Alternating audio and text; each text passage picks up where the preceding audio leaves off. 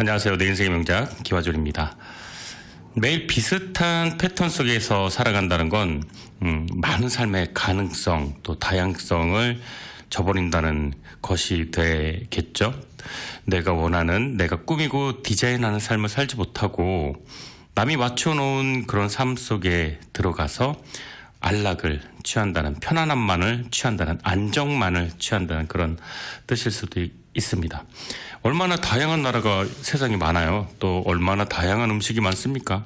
다양한 사람, 다양한 문화, 또 계절도 되게 다양하죠. 네, 사계절이라고 모든 나라의 사계절이 같은 건 아니니까요.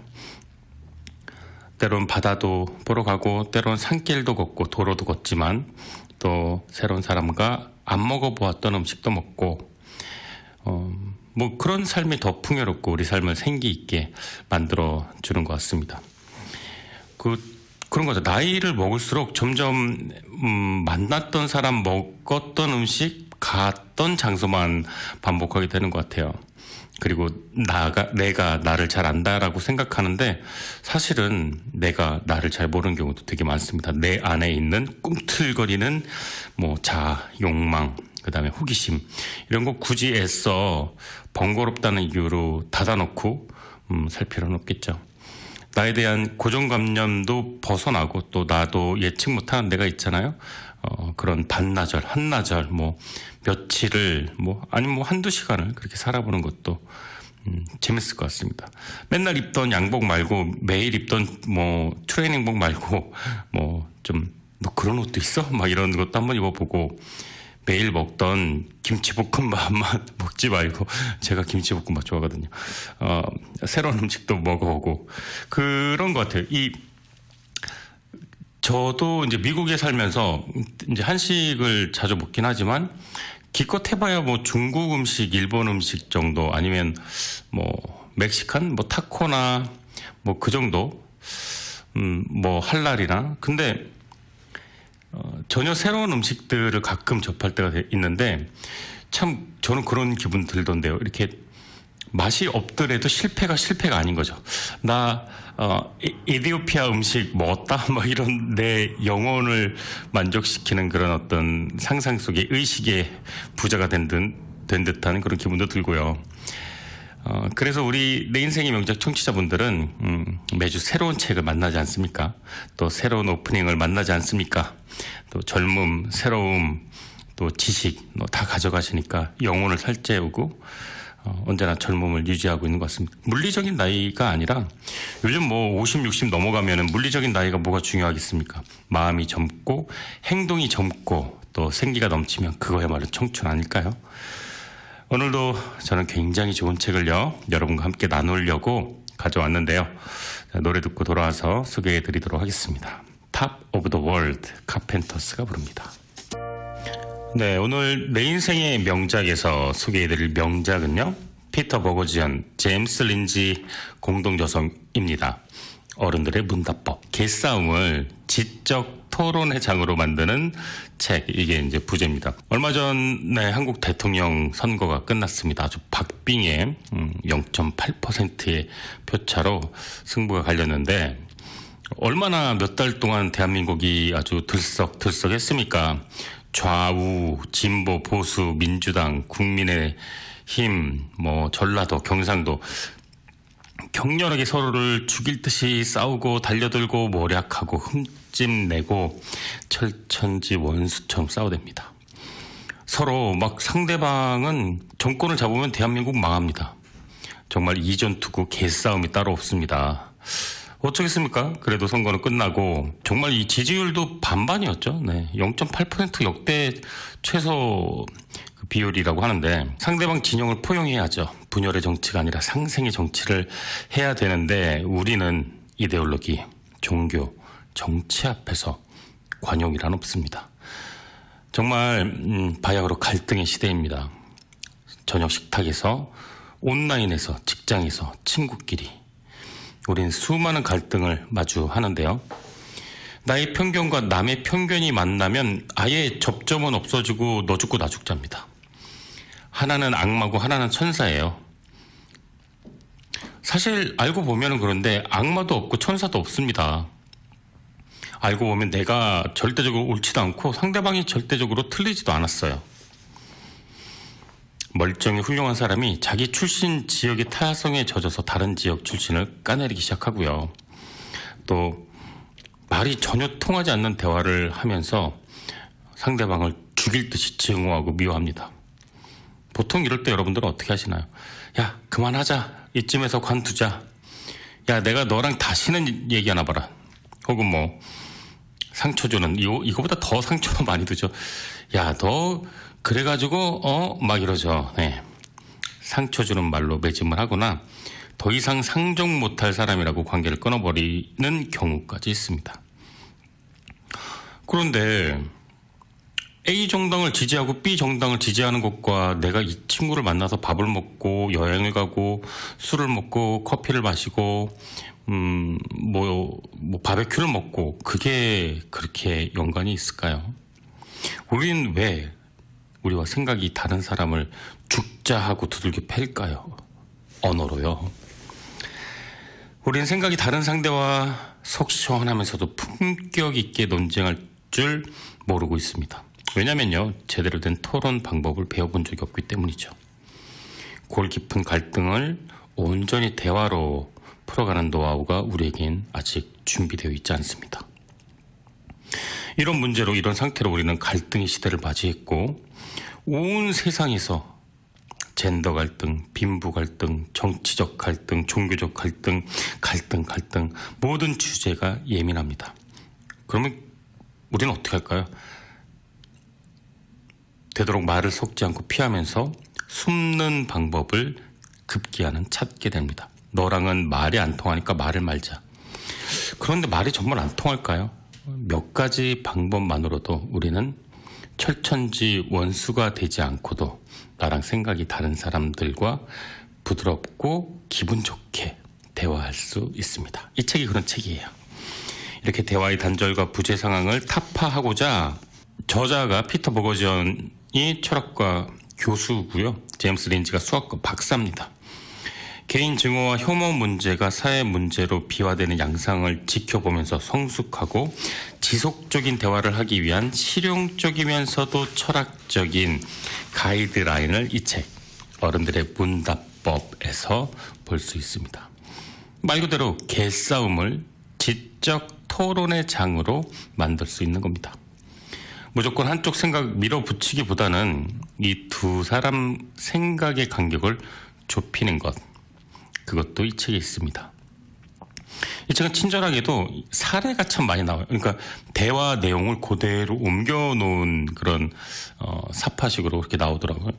그래서 이 대화에서 어떤 점이 잘못됐는지 이렇게 나오는데, 정말 제가 했던 대화도 이런 뭐 학교에서 뭘 배웠어요? 막 이런 것도 나오고, 그러니까 학교에서 뭘 배웠어요가 나오는 순간 그 대화는 끝난 거죠. 예. 아, 저 학교에서는 국영수를 배웠습니다. 이런 사람이 어디 있겠습니까? 니는 뭐가 잘났냐? 이렇게 바로 되겠죠. 대화를 공부하고 연습하고 응용하고, 이 책은 대화의 교과서입니다. 이렇게 우리에게 균형 잡힌 화법으로 품위 있게 문답하는 법이 가능하다고 말을 하고요. 또 말이 통하지 않는 타인과 나아가선 정치적 이념적인 적과도 대화를 할 수 있다, 이렇게 말합니다. 두 논쟁의 달인 피터와 제임스, 이 두 공동 저자가 모든 불통의 상황을 타파하고 합의를 이끌어내고 대립을 치유하는 방법이 책에 나와 있습니다. 노래 듣고 돌아와서 진짜 어른들의 대화를 알아보도록 하겠습니다. R. 켈리, 러브레터. 네, 여기 협상의 대가, 논쟁의 달인이라고 불리는 두 사람이 있습니다. 바로 이 책의 저자, 철학자 피터 버거지언, 수학 박사 제임스 린지인데요.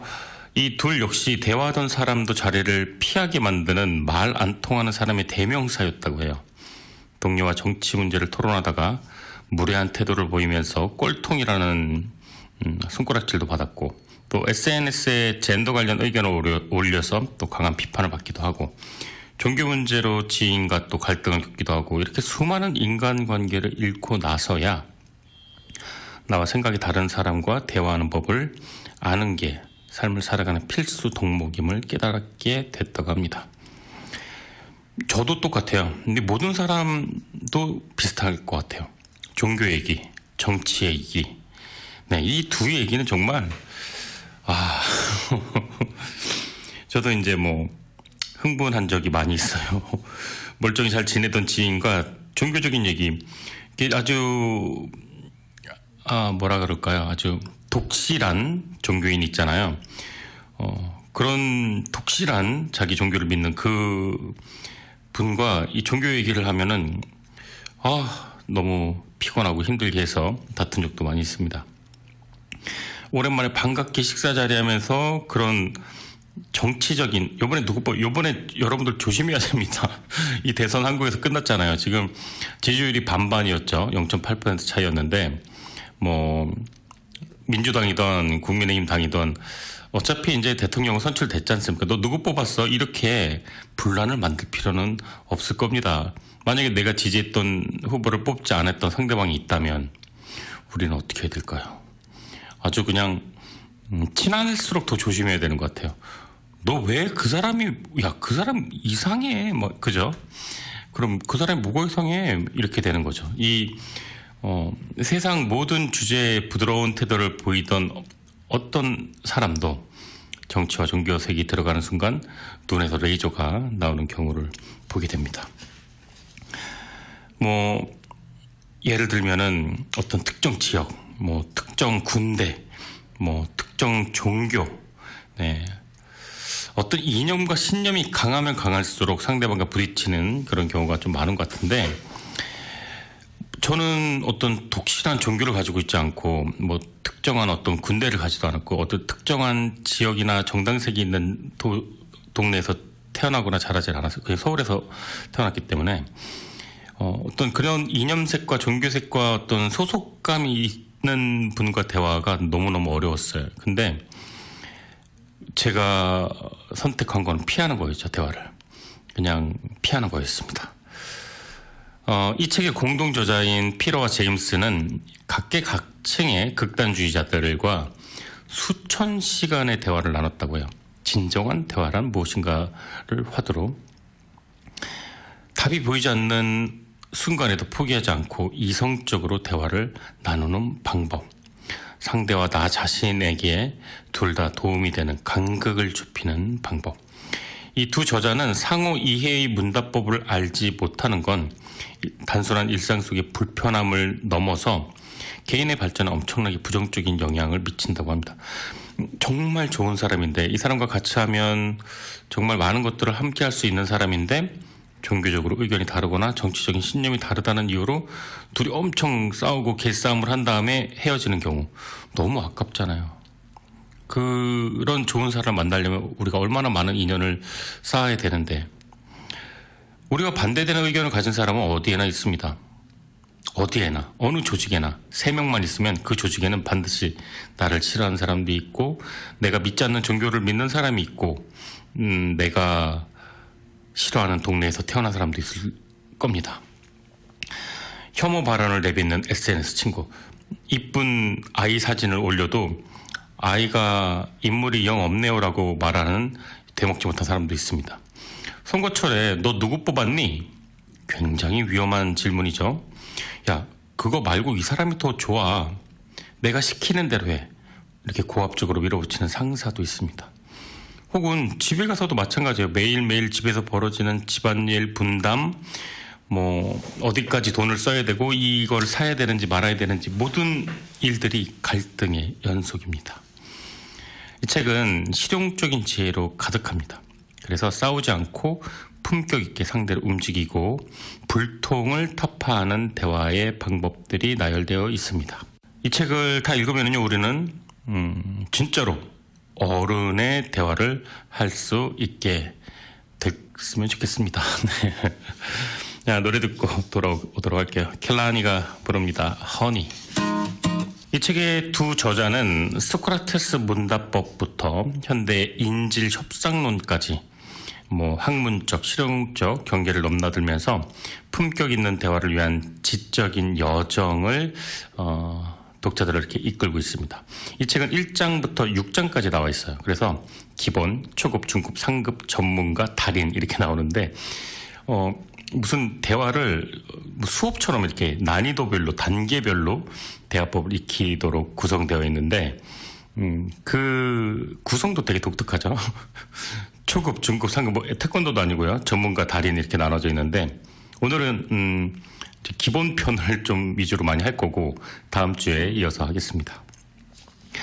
1장에서는 품격 있는 대화의 7가지 기본 원리를 제시하는데 존중받는 어른들의 문답을 시작하기 위해 기본적으로 갖춰야 되는 태도를 이야기합니다.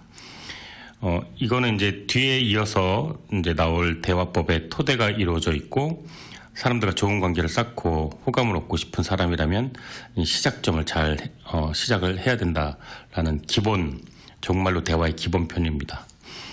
두 번째 장은 상대방의 생각을 누그러뜨리고 또 초급 수준의 그 상대방과 대화하는 기초 대화법이 나오는데요. 이 단계에서는 상대방 생각이 어떻게 형성되었고 또 대화를 나누는 것만으로도 그 상대방 인식에 개입해서 의심의 씨앗을 심어주는 방법을 배우는데요. 나와 생각이 다른 상대의 말에 휘둘리지 않고 우아하게 리드하는 법을 배우는 화술이 또 나옵니다. 세 번째 장에서는 상대 믿음에 본격적으로 파고들어서 그 생각을 수정하도록 만드는 중급 수준의 7가지 방법이 제시됩니다. 이 장보다 조금 더 심화된 내용들이 많이 나오죠. 4장은 상급 단계예요. 본격적으로 논쟁적인 대화를 다루는 5가지 방법인데요. 이 정치적, 이념적 견해가 다른 상대와도 기분 좋고 부드럽게 대화할 수 있는 기술이 나옵니다. 멋지죠? 나랑 반대 정당을 30년간 지지한 사람을 이 방법으로 이제 뭐 지지 정당이 바뀌게 되고 책에는 그 KKK단이라고 백인 우월주의 그 반정부 테러 단체 있잖아요. 그 테러 단체 소속 인원을 대화로 그 단체를 탈퇴하게 만드는 그 사례도 나오는데 그것도 되게 재밌더라고요. 자, 5장은요. 전문가 수준의 6가지 대화법이 나옵니다. 비현실적인 믿음을 가지고 있거나 극단주의자들, 이성적이고 논리적인 대화가 통하지 않는 사람들과도 이야기를 나눌 수 있다. 이런 극단으로 치닫는 상황에서 활용 가능한 기법들, 뭐 인질 협상, 또 이런 이야기도 여기 나오고요. 재밌더라고요. 또 6장은 마지막 6장은 나의 믿음을 수정할 의향이나 여지가 아예 없는 그냥 내 이데올로기, 내 사고를 바꿀 바에는 죽음을 택하겠다. 이런 사람들, 극단적인 이런 사람들도 있지 않겠습니까? 그런 이념, 철두철미한 이념으로 무장한 사람들과 대화하는 2가지 방법이 또 이렇게 나오는데요. 이 달인이에요. 이건 달인. 근데 여기까지는 못 갈 것 같고 저도 그냥 참고로 읽기만 했고요. 네. 한 중급 정도만 돼도 얼마나 좋을까요? 네, 한번 가보자고요. 네. 이렇게 두 저자가 일관되게 그 말하는 방법은 우리가 안다고 생각하는 걸 우리는 어떻게 알게 되었나부터 질문이 시작됩니다. 어떤 근거로 그런 결론을 얻게 되었고 어떤 근거로 당신은 그런 생각을 하게 되었는가? 그거를 이제 본인이 깨치게 만들고 완화하도록 돕는 대화법이 나옵니다. 또 무엇보다 감정적으로 대응하지 말아야 된다는 게 이 베이스에 깔려 있습니다. 적에게서도 우리는 배울 점이 있고 상대방의 태도에 감정적으로 대응하는 순간 더 이상 대화는 지속될 수가 없다라고 이야기합니다. 상대의 결론을 받아들이는 게 아니라 어떤 경로, 어떤 배경으로 그런 결론에 이르게 되었는지 그 기저를 파악하게 되면은 새로운 국면의 대화가 시작될 수 있다. 이렇게 이야기를 합니다. 자, 오늘은 첫 번째 장 기본편 중심으로 이야기를 전해드리도록 하겠고요. 노래 듣고 돌아오도록 하겠습니다. 대화는 더 나은 곳으로 나아가는 유일한 방법입니다. 혐오와 갈등의 시대를 우아한 대화법으로 서로 상대방과 부딪히지 않고 상처 주지 않고 상처 받지도 않고 상대방의 마음을 들여다보고 내 마음을 보여주고 마주하고 네, 이런 방법들이 나오는데요. 6장, 총 6장까지 있어요, 책이. 오늘은 그 첫 번째 기본편을 여러분과 나누어 보도록 할 텐데요. 모든 갈등 상황을 절차와 결과 면에서 올바르게 해결할 수 있는 방법은 대화, 오직 그 방법은 대화입니다. 지금 우크라이나 러시아 전쟁도 그냥 막 싸우고 있는 것처럼 보이지만 실무진 회담은 대화는 늘 계속해서 이어지고 있습니다. 단지 서로의 주장이 다를 뿐이죠. 제대로 묻고 제대로 답하면 변화가 됩니다. 자기 입장에서 자기만 옳다고 주장하면 절대 그것은 대화가 아니라 지시, 명령, 전달 이런 거겠죠. 갈등 지수는 한 사회의 정신적 성숙도와 안정성을 보여주는 하나의 지표입니다. 갈등으로 인해 사회적 비용이 경제 성장에 큰 장애가 될 수도 있는데요. 이 재밌는 통계가 있어요. 한국은 갈등 지수가 OECD 국가 중 3위라고 해요. 갈등 지수를 어떻게 수치화하는지는 모르겠지만 사실 이 한국 문화에서 토론 문화가 활성화되지 않은 건 또 사실인 것 같습니다. 우리는 또 어떤 나이, 또 지위 이런 것들이 민감한 또 공자의 나라 아닙니까? 대선도 마찬가지예요. 지금 이제 끝났지만 대선 토론하는 거 보면은 말꼬리 잡고 정말 비아냥대고 정말 우리는 정책 대결을 보고 싶었는데 정책 대결이 아니라 어떤 한두 가지 사건만 계속 물고 늘어지는 양상을 보이곤 했습니다. 이 논쟁을 부담스러워하는 사람들에게 제대로 대화하는 법은 정말로 필요하겠죠. 이 책에 제시된 초급 단계 보면은요. 왜 대화를 하는지 먼저 인식을 하고 상대를 적이 아니라 파트너로 봐야 한다고 나옵니다.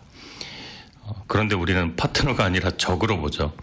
서로를 믿는 라포르를 라포르는 이제 신뢰관계를 뜻하고요. 조금 후에 라포르에 대해서 또 자세히 설명해 드릴게요.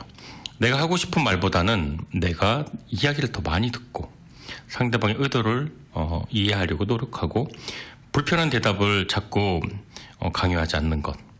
친구 사이나 직장, 회의, 그럴 때도 필요한 기본 상식이죠.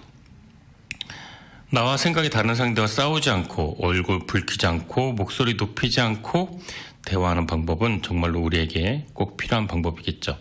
내가 믿는 게 절대 선이 아니라 상대방이 믿는 게 절대 악이 아니라 우리는 한 가지 의견 안에 선과 악이 있고 옳음과 그름이 있다는 것.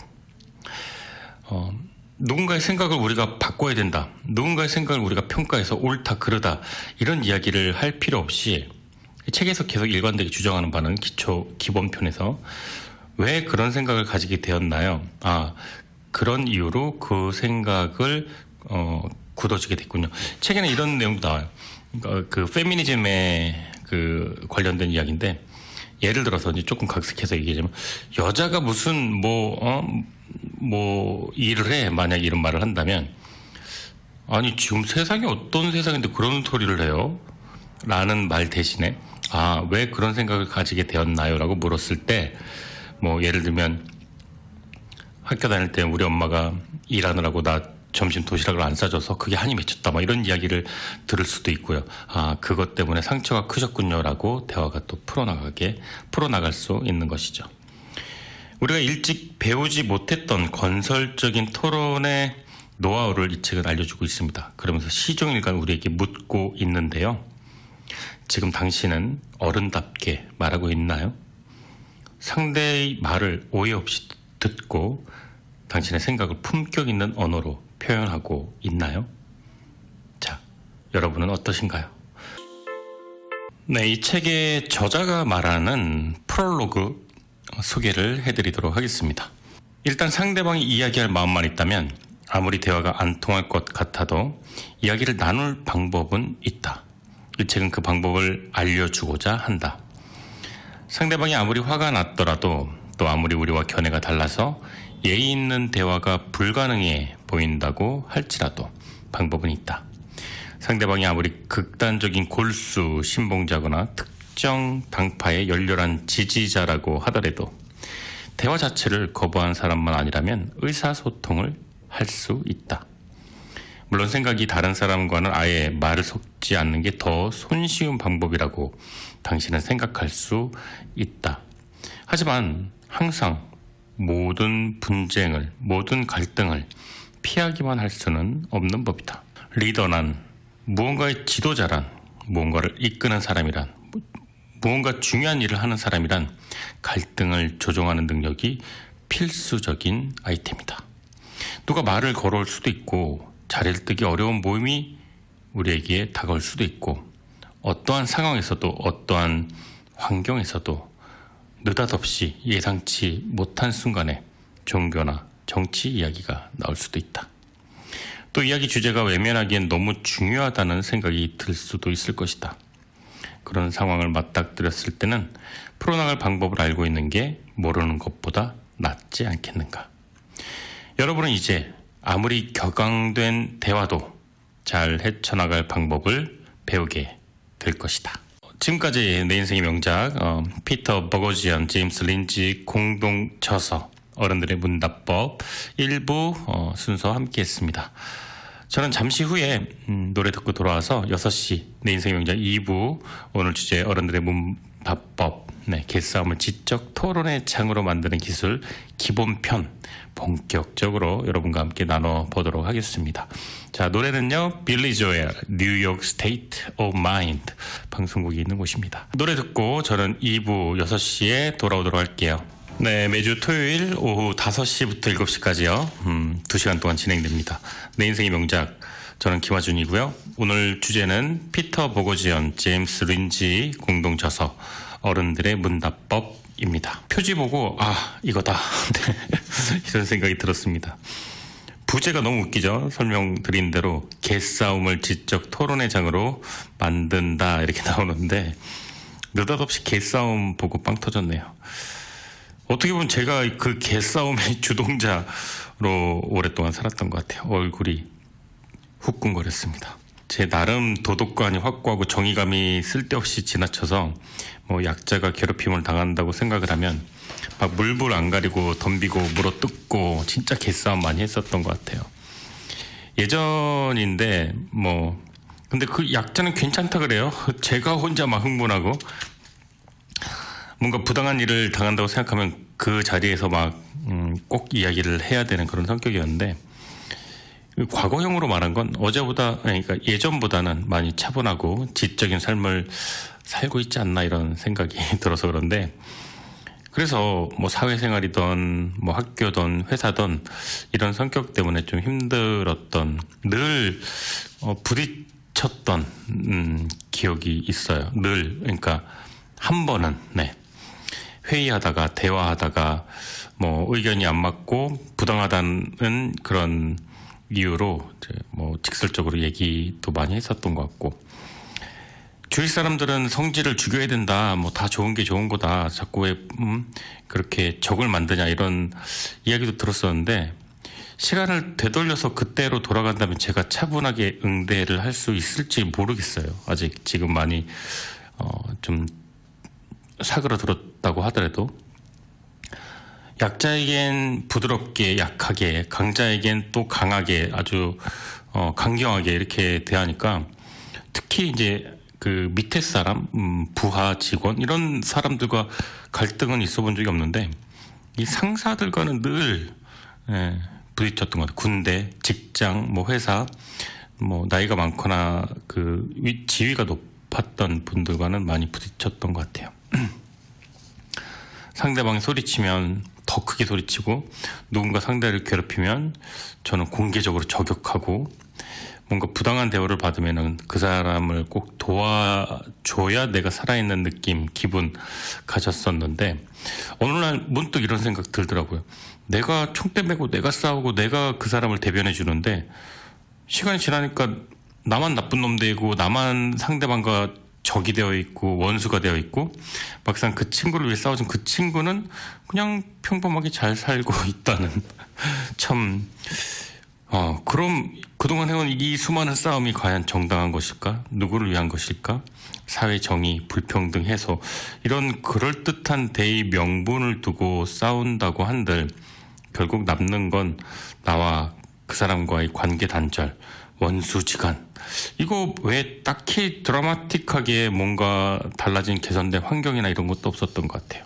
회의감이 들었습니다. 나의 대화 방식에 대해서, 사람들과 어울리는 태도에 대해서 말이죠. 지금 많이 나아졌죠. 지금 많이 나아졌는데 그냥 뉴저지, 포트리, 뭐 펠팍 이런 키다리 아저씨 느낌으로 살고 있습니다. 그냥 저기 키 큰 아저씨 하나 지나가네 이런 느낌으로. 네. 수도분하게 살고 있다고 말은 하지만 부드럽게 아직까지도 인정할 수 없는, 용인될 수 없는 그런 상황을 보게 되면 또 개싸움 너무 좀 이렇게 생각이 들기도 합니다. 반성이 필요하다, 변화가 필요하다 이런 생각도 드는데요. 이 책 어른들의 문답법은 지적 대화로 상대방과 우아하게 생각이 다른 사람과도 대화할 수 있는 어떤 스킬들이 많이 나와 있습니다. 오늘 저와 함께 꼭꼭 집어서 한번 알아보고 살펴보는 시간 갖도록 할게요. 자, 노래 듣고 돌아오도록 할게요. 더스틴 린치가 부르는 곡 스몰타운 보이 함께 듣겠습니다. 어른들이 종종 하는 말이 있습니다. 친구와, 아는 사람과 종교 얘기, 정치 얘기 절대 하지 마. 이 진리죠, 진리. 기억을 더듬어 보면 정말 정치 얘기하는 걸 좋아했어요. 아주 싸움의 원천이죠. 네. 정치 얘기하면서 안 싸울 수 있나요? 만약에 제가 이번에 이제 이재명 응원했습니다. 제 친구가 윤석열을 응원했어요. 안 싸울 수 있을까요? 진짜 신선 노름하지 않는 이상 힘들 겁니다. 정치 이야기, 종교 이야기 나눈 다음에 아주 기분 좋게 아유 그래 오늘 대화가 아주 그냥 유익했네요. 이런 적이 있나요? 근데 요즘은 진짜 혐오의 시대입니다. 얼마 전까지만 해도 진짜 이 대선도 진짜 뭐 경랑의 소용돌이였죠. 지금 좀 제발 상생과 그 포용의 정치가 이루어지길 바라고, 이 트럼프 바이든 지지할 때도 정말 많이 의견이 갈렸던 기억도 나고, 우리는 왜 이렇게 정치로, 종교 문제로 싸우게 될까? 이념과 신념의 바탕을 둔 이슈는 정말로 예민하게 부딪히는 경우가 많습니다. 이렇게 우리는 토론 형식을 빌어서 물고 뜯는 싸움을 하고 나면 그 다음 결론은 대부분 야, 내가 그냥 말을 말자. 네. 아예 그냥 주제를 언급하기 싫어하게 되죠. 근데 이 책을 읽으면 생각이 바뀌게 됩니다. 어떻게 바뀌게 되냐면, 민감하고 예민한 문제도 피할 것까지는 없다. 그렇다고 막 그것을 일부러 뭐 끄집어낼 필요는 없지만, 그리고 어떤 관계든 사람을 만나서 대화를 하면 결국 귀결되는 건 정치 얘기와 종교 얘기가 나오지 않을 수가 없겠죠. 뭐 지역색도 있겠고요. 그러니까 참 그런 것 같아요. 예를 들어서 이제 어떤 군대 있잖아요. 우리나라도 그렇고 어떤 군대에 굉장히 단합심이 센 그런 군대가 있죠. 어떤 지역에서 특정 후보를 압도적으로 밀어주는 그런 지역이 있죠. 또 어떤 종교는 내가 믿는 종교가 너무나도 절대적이기 때문에 다른 사람을 정말 긍휼한 마음으로 전도하려는 그런 종교도 있습니다. 다툼이 일어나지 않을 수가 없죠. 갈등이 일어나지 않을 수가 없습니다. 책에서는 끼어들기를 절대 하지 말라 그래요. 어떠한 대화를 하더라도 내가 근데 어저께 어디 백화점 나도 거기 백화점 갔는데 거기 뭐가 되게 갖고 뭐 샀어. 그 순간 상대방은 맥이 빠지게 된다는 거죠.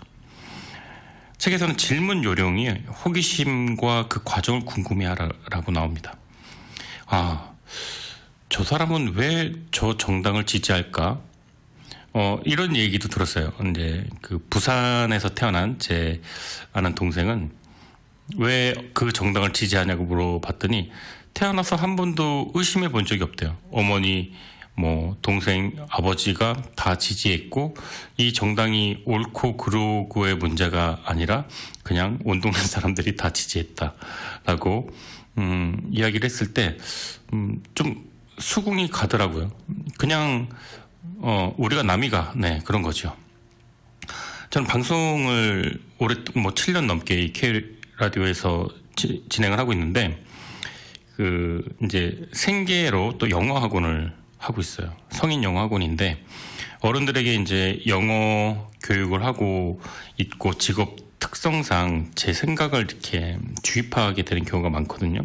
이 책에서는 메신저 역할이라고 나오는데 내가 어떤 정보와 의견을 전달하려는 욕심이 드는 순간 그 대화는 망한다고 그래요. 메신저 역할을 할 생각을 하지 말라.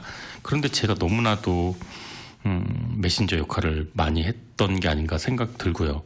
소통하는 대화보다는 정보를 주고 정보를 받는데 오랫동안 익숙해져 있지 않았나 생각이 들어요. 그래서 책에서 말한 대로 상대방에게 내 생각을 주입하려고 하지 말고 상대방의 생각을 있는 그대로 받아들이고 왜 그런 생각을 가지게 되었어요? 라고 호기심 가득한 눈으로 질문하라고 말을 합니다. 절대 말 끊지 말고요. 이건 정말 철칙입니다. 상대방이 말을 하고 있는데 내 말 좀 들어봐 라고 중간에 말을 끊으면 그 상대방은 내가 끊은 그 말을 듣는 게 아니라 감정적으로 이미 상해진 상태이기 때문에 더 이상 내 말을 상대방도 들으려 하지 않는다는 거죠.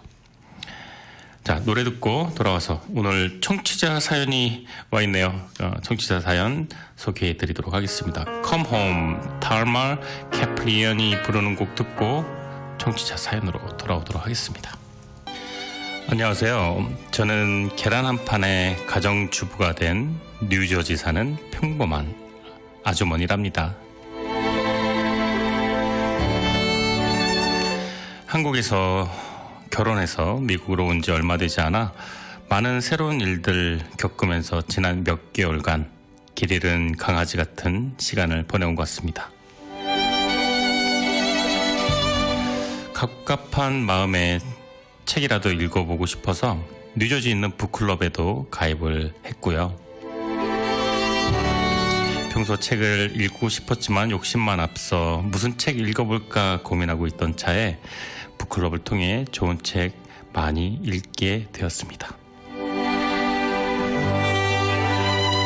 그리고 북클럽을 통해서 이렇게 내 인생의 명작이라는 방송도 알게 되어서 사연을 남기게 됩니다.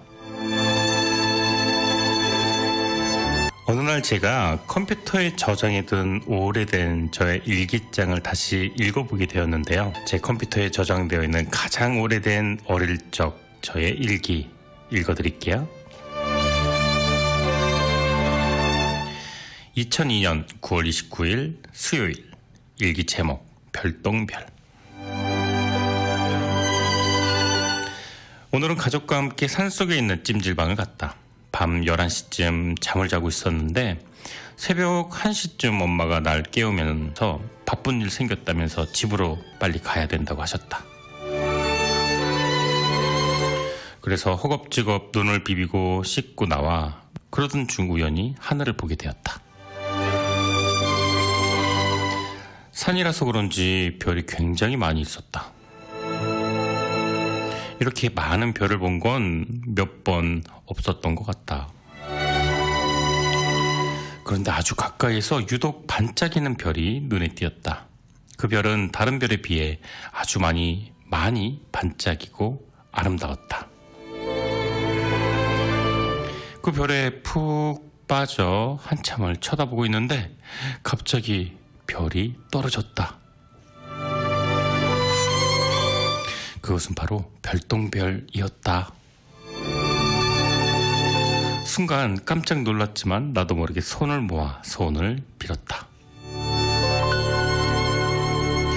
어른들이 떨어지는 별똥별을 보고 소원을 빌면 그 소원은 꼭 이루어진다고 말을 했기 때문에 어린 나는 철석같이 그걸 믿고 있었다. 그때 난 이렇게 빌었다. 우리 가족 눈에 띄는 부자는 아니지만 가족을 서로 사랑하는 마음만큼은 눈에 띄는 가족이 되게 해달라고.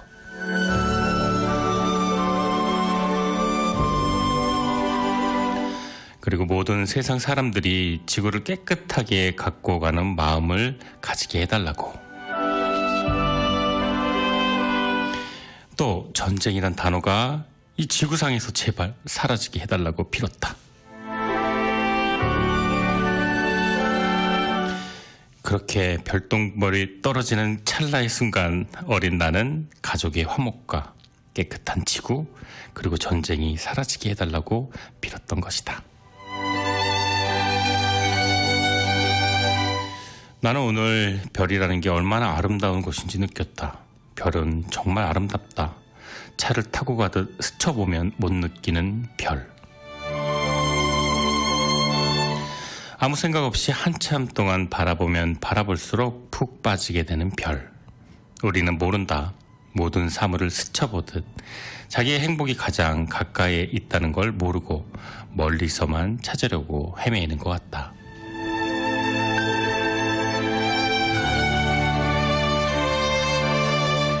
나처럼 사소한 별을 보며 행복해하듯이 모든 사람들도 행복을 작은 것부터 차곡차곡 쌓아서 아주 커다란 행복으로 갖고 갔으면 좋겠다.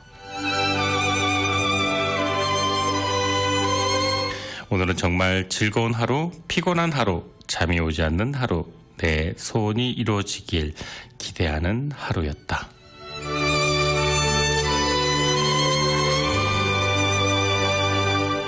무사히 마무리한 오늘 하루, 오늘의 일기 끝.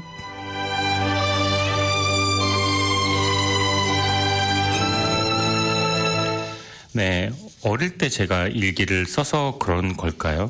이렇게 아름답고 순수한 마음을 가졌었다는 게 신기하고 지금 이렇게 많이 닳고 다른 것 같은 저를 바라보며 반성하게 되었어요. 코로나 때문에 지구가 황폐해지고 위험해지고 러시아의 공격으로 우크라이나인들이 공경에 처하고 꿈 많은 아이들이 다치게 되고 상처받고 죽게 되는 이 모습이 정말 마음이 아픕니다. 하루빨리 팬데믹과 전쟁 문제들이 잘 해결돼서 다시 지구가 깨끗해지고 전쟁이 사라지길 바라봅니다. 오늘도 우리에게 무사히 주어진 이 하루에 정말로 많이 감사하면서 이 방송 청취하는 청취자 여러분들 모두의 행복을 기원합니다. 저 신청곡으로 반짝반짝 작은 별 연주곡으로 부탁드려도 될까요? 긴 글 끝까지 읽어주셔서 감사합니다. 그런데 노래도 너무 긴데 길면 중간에 잘라주셔도 괜찮습니다. 감사합니다. 네, 뉴저지에서 온 사연이고요. 평범한 아주머니라고 본인 소개해 주셨는데 평범한 아주머니 같지는 않습니다. 정말 보내주신 사연처럼 깨끗한 지구와 전쟁 없는 이 평화로운 세상 어서 빨리 왔으면 좋겠다는 생각 저도 해보게 됩니다. 자, 다시 책 내용으로 돌아가서요. 저자의 이야기를 조금 더 소개해 드리도록 하겠습니다. 이 책의 내용은 한마디로 나와 다른 믿음을 가진 사람들과 대화하는 방법이 담겨져 있는 책이다. 타인의 믿음은 중요하고 우리의 믿음도 중요하다. 날씨가 춥다고 믿는 사람은 두꺼운 외투를 꺼내 입는다. 그러면 몸이 따뜻해진다고 믿기 때문이다. 도덕적, 정치적 믿음도 마찬가지다. 외국인들이 우리나라에 들어와 일자리를 빼앗고 범죄를 저지르고 있다고 믿는다면 국경을 걸어 잠그고 국민의 안전을 지켜줄 정치인에게 투표하고 싶어진다. 게다가 정치적으로 적인 사람이 국경 개방을 주장한다면 국경을 걸어 잠글 쪽에 투표하고 싶은 마음은 한층 더 강해진다. 그런가 하면 믿음은 바뀔 수도 있다. 믿음을 바꾸는 데 바람직한 방법이 있고 그렇지 않은 방법이 있는데 대화가 가장 바람직한 방법 중 하나이다. 강압은 여러 자명한 이유로 바람직하지 않는 데다가 효과 자체도 턱없이 떨어진다. 누구나 답답하면 본능적으로 강압의 힘의 논리에 따르고 싶은 유혹을 느끼지만 원수에게 두들겨 맞는다고 자기 신념과 믿음을 바꿀 사람은 없다. 사람의 믿음에 깊이 다가가는 가장 좋은 방법은 언제나 솔직한 대화뿐이다. 대화는 다른 사람과 함께 하는 행위로서 영어 단어 conversation에서 con은 라틴어로 함께란 뜻이다. 부드러우면서도 효과적인 타인의 믿음에 개입할 수 있는 수단은 유일한 것이 바로 대화이다.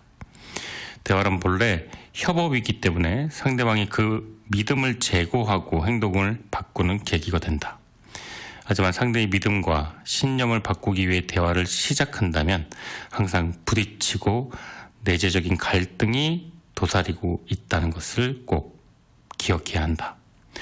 또한 대화는 나의 믿음을 되돌아보고 나 역시 바뀔 수 있다는 것이 먼저 전제되어야 할 것이다. 네, 제임스 아서의 Say You Won, Let Go 듣고 돌아왔습니다. 매주 토요일 저녁 5시에 시작하는 좋은 책과 좋은 음악이 있는 곳, 김하준의 내 인생의 명작입니다. 사연 보내주실 분은요, 이메일 am1660h, 네, 하준의 h입니다. gmail로 보내주시거나 베이사이드 K라디오 검색하면 주소 나오거든요. 인터넷에 구글 하시고 편지 보내주시면 제가 소개해드리도록 하겠습니다. 오늘 내 인생의 명작 주제는 피터 보고지언, 제임스 린지 공동 저서 어른들의 문답법입니다. 오늘은 이제 1장 위주로 소개를 하고 있어요. 기본편. 1장에는 먼저 7가지 품격 있는 대화의 원리가 있는데요. 그 7가지를 소개를 해드리도록 하겠습니다. 이게 6장까지 있는데 오늘 1장 소개해드리고 이제 다음 주에 나머지 또 순차적으로 해드리도록 하겠습니다. 첫 번째, 이 1장에서 7가지 품격 있는 대화의 원리가 있는데 첫 번째는 목표를 인식하는 겁니다. 이 대화를 왜 하는 거지? 그냥 시간을 때우는 건가? 아니면 이 사람이 어떤 생각을 가지고 있는지 들어보고자 하는 건가? 아니면 갈등을 조정하는 건가? 이 대화의 이유는 무엇인가를 생각해야 된다. 두 번째, 협력 관계를 조성하자. 어떠한 대화도 이 사람과 적이 되기 위한 대화는 없다.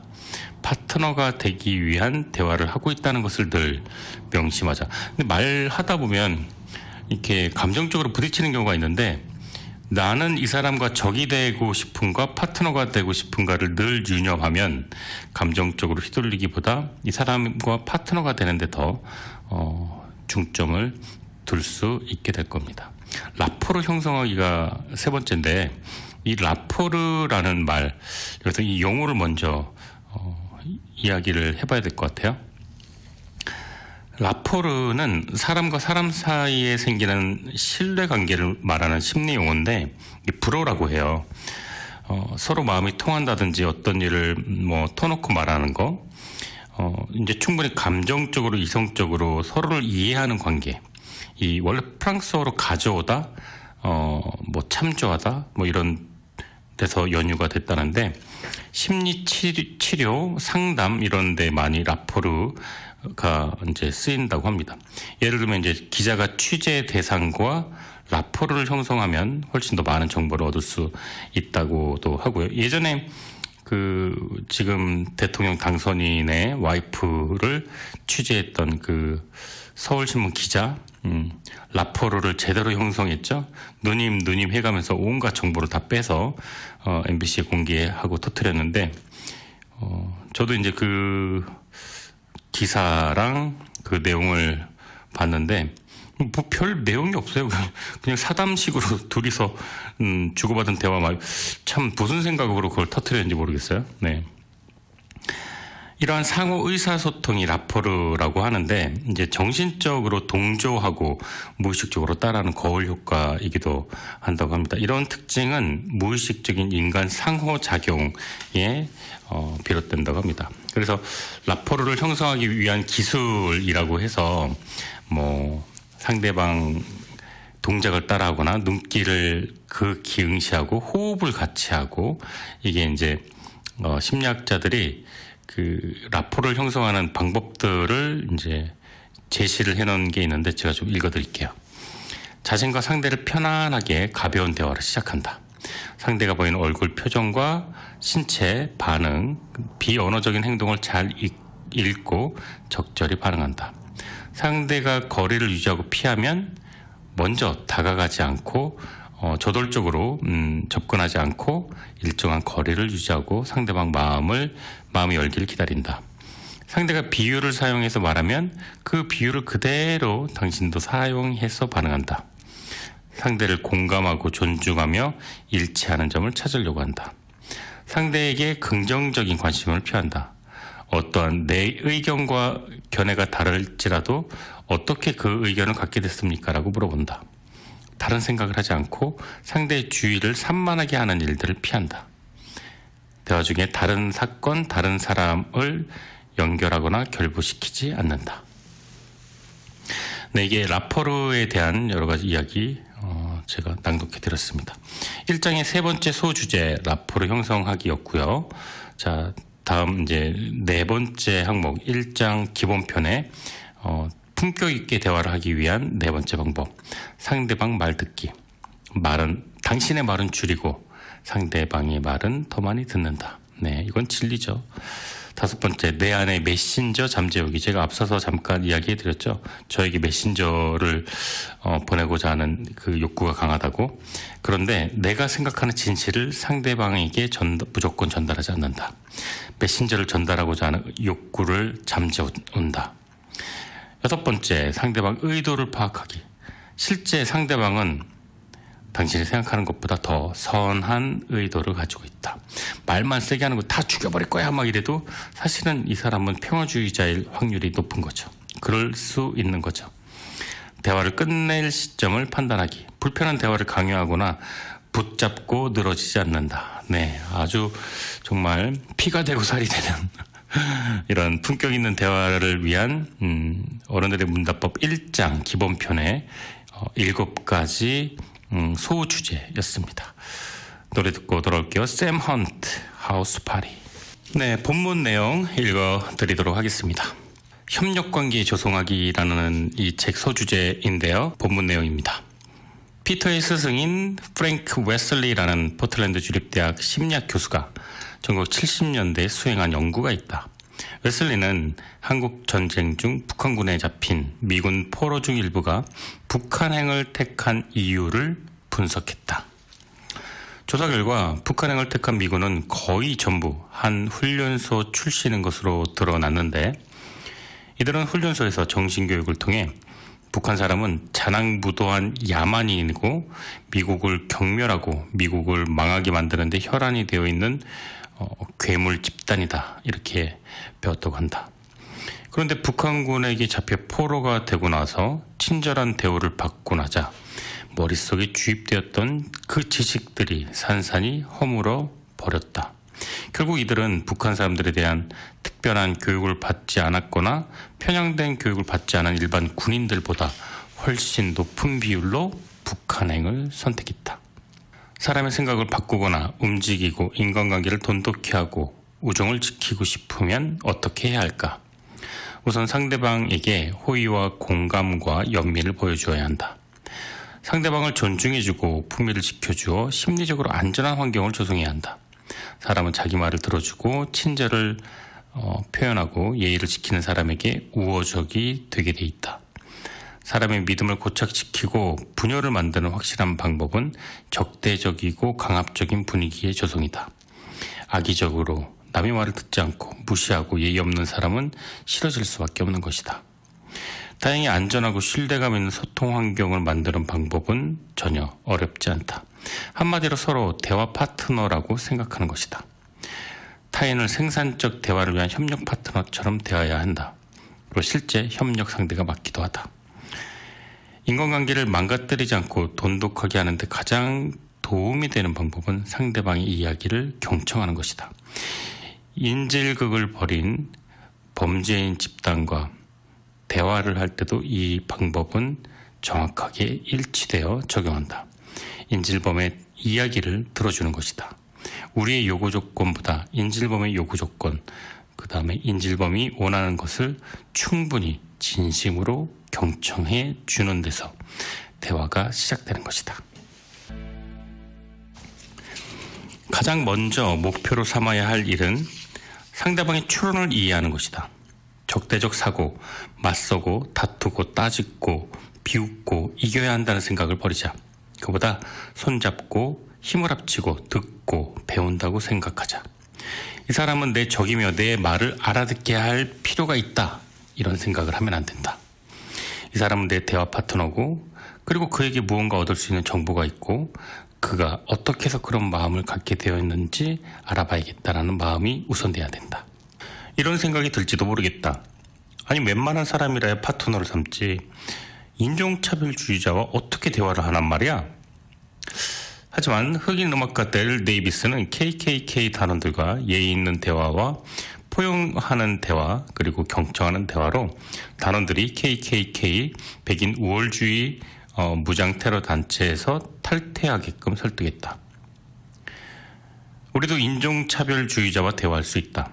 아니 어떤 신념 체계를 가진 사람과도 대화할 수 있다. 그리고 그 사람이 왜 그러한 믿음을 갖게 되었는지 알아보아야 한다. 다시 말해 우리는 도무지 말이 통하지 않을 것 같은 상대와도 대화할 수 있다는 것이다. 대화란 두 사람이 모르는 걸 서로 자연스럽게 나누고 배우는 기회다. 누군가를 파트너로 삼아 예의 있게 대화를 나눈다고 해서 상대방의 결론에 동의하는 것도 아니고 그의 추론에 넘어가는 것도 아니다. 상대의 사고를 따라감으로써 그 사람의 믿음과 그걸 믿게 된 까닭이 무엇인지 이해하는 것뿐이다. 그러다 보면 상대방이 내 추론을 이해할 수도 있고 본인의 추론이 잘못되었음을 깨달을 수도 있고 아니 어쩌면 내 믿음이 그릇된 것을 깨닫게 될지도 모르겠다. 서로 파트너가 돼서 대화하는 일은 의견의 일치, 불일치를 가리는데 그 목적이 있지 않다. 어디까지나 예의와 관용을 바탕으로 서로 이해하고자 하는 활동일 뿐이다. 생각해보자. 이런 사고를 바탕으로 두면 최악의 결과라고 해봤자 그의 악독한 이야기를 들어준 게 다다. 그럴 때 사람들이 도대체 왜 혐오스러운 믿음을 갖는지 조금은 더 다가서고 이해하게 될 테니 그걸 소득으로 치면 된다. 하지만 대개는 그보다 더 좋은 결과가 있었다. 대화를 더 편하게 나눌 수 있고 인간관계를 돈독히 한다면 당신의 생각한 것보다 더 많은 장점을 얻을 것이다.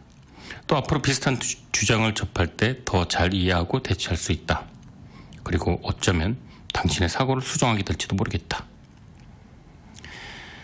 듣기가 왜 중요한지는 경험에 비추어 생각해보면 금방 알 수 있다. 친구가 두 사람 있다고 가정해보자. 한 사람은 무엇이든 잘 알고 똑똑하지만 대부분 자기 말만 한다. 그리고 또 한 사람은 내 말을 경청하고 바짝 집중하며 적극적으로 반응해준다. 당신은 둘 중 누구와 저녁 식사를 함께하고 싶은가? 답은 정해져 있을 것이다. 사실 그렇게 내 말을 잘 들어주는 친구가 한 명이라도 있으면 얼마나 다행인가. 당신은 잘 살아온 것이다. 사람은 누가 자기 말을 들어줄 때 커다란 만족감을 느낀다. 그러므로 진정성 있게 남의 말을 들어준다는 것은 엄청난 보상과 혜택이 따른다. 그 사람에게는 무조건 내 편이라는 인식에 내 마음은 눈 녹듯이 사라져버린다. 듣지 않으면 상대방을 이해할 수 없다.